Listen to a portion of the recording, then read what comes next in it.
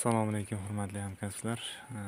Yana keyingi manzilimiz Sharof Rashidov tumani 44-maktabga aniq fanlar doirasida kasbiy rivojlanish soati tadbirlarini o'rganib keldik. Undan oldingi maktablarimiz 43 hamda 56-maktablarni o'rgandik.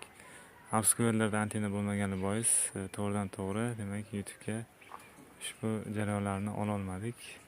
Bu aniq fanlar doirasidagi kasbiy rivojlanish soati tadbirlarini o'rgangani fizika fan metodisti Abdug'affor Mirjo ustoz bilan ushbu jarayonni o'rganmoqdamiz. Ichki hovlisi.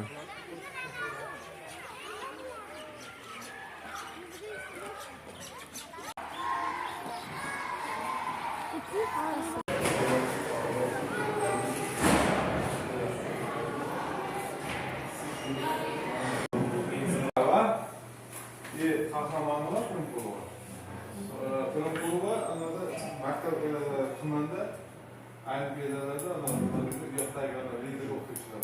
Fizika fan metodistiman. Shohruh Saidmurodov. Ijtimoiy fanlar bo'yicha metodist hisoblanib o'tiraman. Ustoz, biz masalamiz boyagi kiyikka avval o'tkazdingizmi? Nima? Kiyik.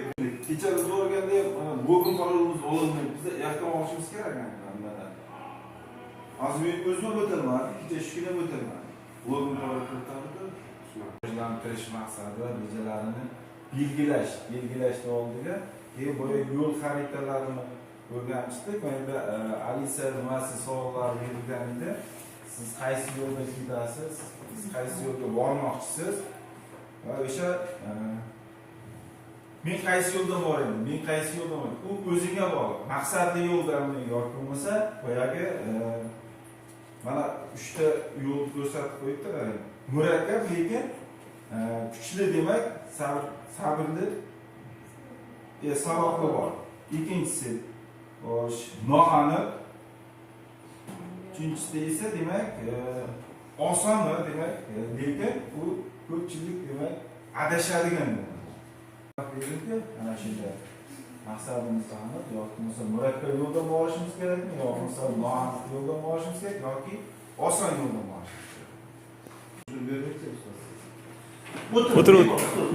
O'tirib bemalol tushuntiring ustoz. O'quvchim deb faraz qilib bemalol.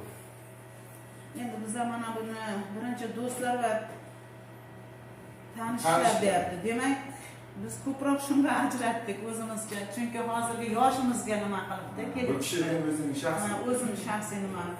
Mana bu karyera va biznes deyapti. Unda ham unchalik nimamiz yo'q bizda.